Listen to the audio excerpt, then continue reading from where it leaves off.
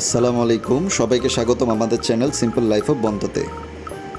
এবার আমরা গিয়েছিলাম ওয়ারিতে অবস্থিত বাংলার রোলে।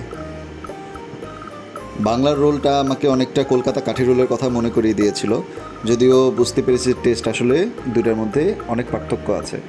রেস্টুরেন্টটা অনেক বড় না, এখানে 8জন মতন খাবার পরিবেশ আছে, এখানে কিন্তু কোনো এসির ব্যবস্থা নেই। এক নজরে বাংলার রোলের মেনুটা দেখে নেন।